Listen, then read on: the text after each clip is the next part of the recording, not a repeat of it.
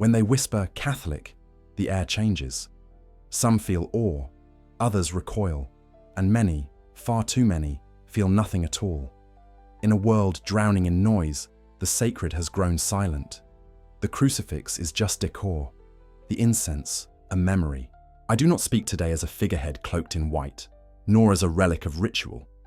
I speak as a man bearing the weight of millions who kneel without knowing why. You saw the video, the explanations, the symbols, the tradition, all neatly boxed and tied. But God is not neat, and salvation never arrives gift-wrapped. I must show you what was not said. They taught you the rules, but not the ache. They spoke of Mary and Peter, but not the hunger in their eyes when they first met Christ. The doctrine is true, yes, but truth without the wound is nothing but noise. We do not follow Christ because he built an institution.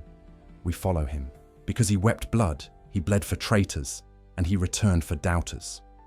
Do not reduce this to Sunday rituals. Faith is not a system, it is a battlefield. It is a trembling heart whispering, "Lord, I believe, help my unbelief." Why did they not tell you that?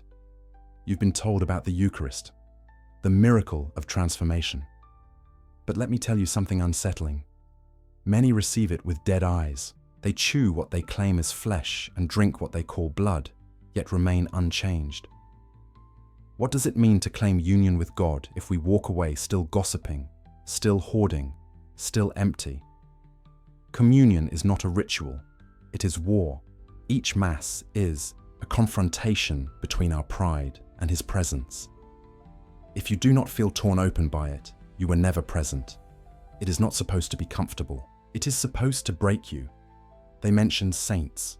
They listed miracles, but they didn't show you the loneliness of sainthood. To become a saint is not to become admired. It is to be misunderstood, mocked, forgotten. Saints bled in silence. They loved when no one loved them back. They prayed when the heavens were silent. Holiness is not theatrical. It is hidden. It is choosing mercy when vengeance makes more sense. The saints were not perfect. They were desperate. Desperate for a love that doesn't vanish. Don't canonize their statues if you won't imitate their solitude. You were told about Mary, and you nodded. But have you ever looked into the eyes of a woman who knows her child must be slaughtered to save the world? Mary wasn't chosen because she was sweet. She was chosen because she was steel. She crushed the serpent beneath her feet. She stood at the foot of the cross when men fled. And today, she still stands, watching a world crucify truth all over again. If you want to honor her, don't just pray the rosary. Carry the sword of her sorrow. The church is called Mother, but we have turned her into a museum. We ask tourists to admire the gold while her children starve outside. She was never meant to be safe. She was meant to be dangerous, to empire, to pride, to sin. If your Catholicism never offends the world, it has become a decoration. I do not apologize for that. The early church was hunted. Now we chase followers. The early church wept with the broken. Now we filter our tears. This isn't what Christ died for. And deep down, you know it. They told you about priests, the sacraments they offer, but they didn't tell you the cost.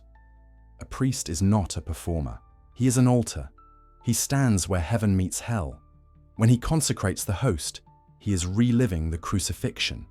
And yet how many priests collapse in spiritual exhaustion? How many feel unseen? You demand perfection from men who are drowning in silence. Pray for them. Not because they are holy, but because they are human. The collar is not armor, it is a target, and still they stand. You've heard of purgatory, but let's talk about the hell we carry now. The guilt, the shame, the trauma, inherited from broken parents and poisoned cultures. We don't wait to suffer. We suffer every day. Purgatory isn't a punishment. It's a hospital. It is the fire that burns away the lies we clung to on earth. We say we want heaven, but how can heaven enter hearts still clinging to idols? When you die, your money doesn't matter. Your reputation doesn't matter. Only one question remains. Did you love? Not the easy kind. the crucifying kind. And now to the word you dread: sin. They gave you a list, but never told you what sin really is. It is not merely breaking rules. It is the refusal to be loved. Every time we sin, we are saying, "I do not trust you." Every lie, every addiction, every bitter silence, it all comes down to that one rebellion. I can save myself, but we can't, and we never could. You think confession is humiliation. It's not. It's liberation. A throne of mercy disguised as a wooden box. God waits there, not with anger, but with tears. But if this is all true, if heaven is real, if Christ is who he says he is, then why are churches emptying? Why are youth abandoning faith like an outdated app? Here is the harsh truth. We stopped telling the story like it's real. We made it polite, predictable, sterile. But the gospel is not polite. It is scandal. It is paradox. A God who dies, a virgin who gives birth, a king who washes feet.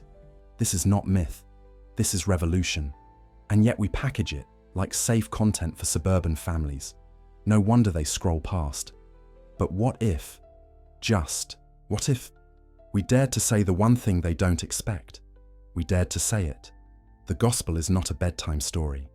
It's a call to arms. If the church has lost its voice, it's because we tried to whisper truth in a world that only responds to thunder. But hear me now, child of dust and eternity. This is thunder. You were not made for mediocrity. You were not made to scroll, consume, and collapse. You were made to wrestle with angels, to rise from tombs of shame, and to walk with fire in your chest. Don't tell me Catholicism is outdated. It's the only thing old enough to still be true. We live in a time where feelings have become gods and truth is considered violence. But truth doesn't care how you feel. It sets you free, even when it hurts. Christ did not die to improve your mental health. He died to resurrect your soul. The church doesn't exist to entertain you or confirm your politics. It exists to tell you you're wrong and still worth dying for. We don't gather on Sundays to be affirmed. We gather to be undone and remade. The world offers coping.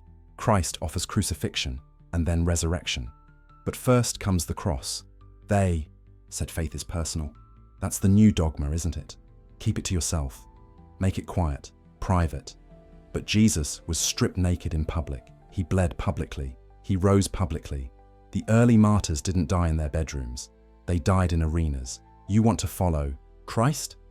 Then pick up your cross in public. Confess him when it's unpopular. Love when it's irrational. Forgive when it's offensive. We don't need more agreeable Catholics. We need warriors, apostles, saints with cracked voices and broken hearts, but who refuse to be silent. The devil doesn't fear a holy card. He fears a soul that prays when it doesn't feel like it. A man who confesses again and again. A woman who forgives the one who shattered her. That is power. That is the church. Not the bricks, not the bells, but the bleeding hearts who kneel anyway. If your faith hasn't made you uncomfortable yet, it's probably not faith. It's religion without risk, the gospel without guts. And let me tell you something hard. You won't see heaven without wounds. Christ still has his. You will too. Yes, I am the Pope. And I say this not with arrogance, but with urgency. We have failed to provoke the world. We have explained too much and evangelized too little.